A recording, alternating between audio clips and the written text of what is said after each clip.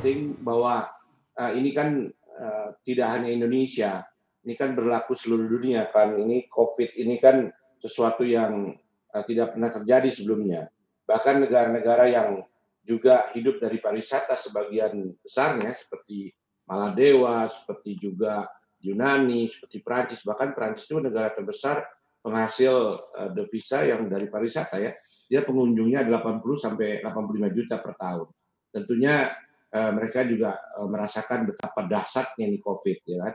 Nah Indonesia mestinya ya tidak jauh dari itu dan termasuk negara-negara sebelah kita ya Singapura, Malaysia dan seterusnya.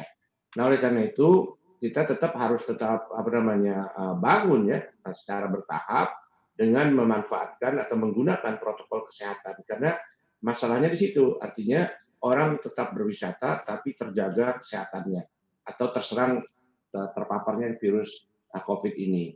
Nah, tapi yang kita inginkan atau yang saya lihat, kita masih terlalu melihatnya per subsektor yang ada di pariwisata. Jadi ini yang perlu terintegrasi.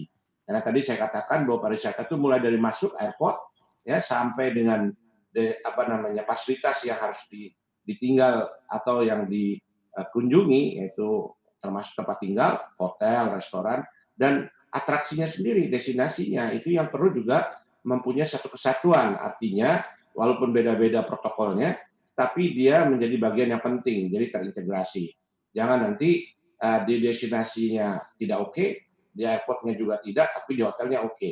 Nah ini mesti menjadi satu bagian, karena pariwisata tidak bisa terkotak-kotak, dia menjadi satu. Jadi integrasi ini yang paling susah, karena pariwisata itu kerja bareng.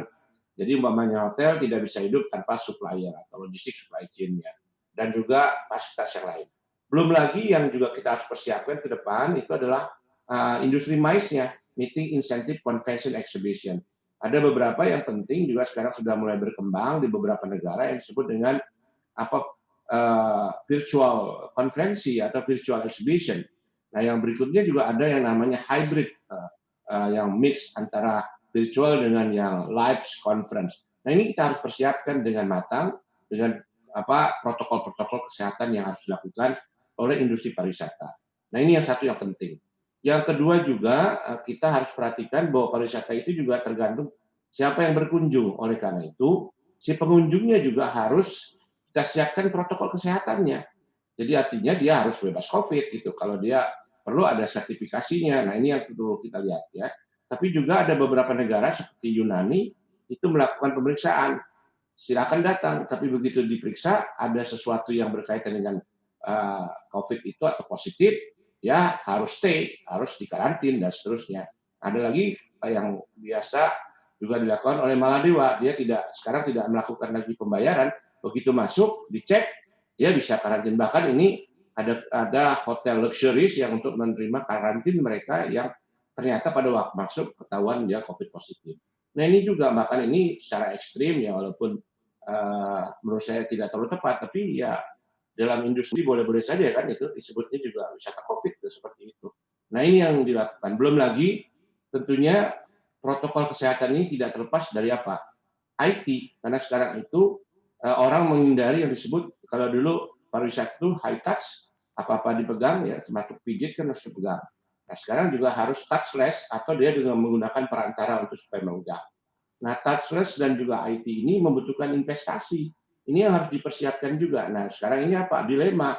Pariwisata terpuruk, tadi Bali aja kehilangan 4,7 triliun. Di nasional, kalau kita lihat, sampai April itu kita sudah minusnya banyak banget ya. Mhm, Nah, kita hanya cuma 160.000. Artinya pendapatan semakin kurang.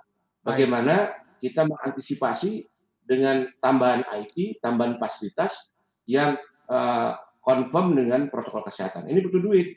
Nah, oleh karena Mhm. itu juga perlu ada skim-skim perbankan, keuangan yang membantu untuk para pelaku industri pariwisata ini untuk memanfaatkan IT dengan dana yang relatif bisa terjangkau. Kalau tidak, Baik. tidak bisa siap, tidak bisa compete kita dengan tempat-tempat lain.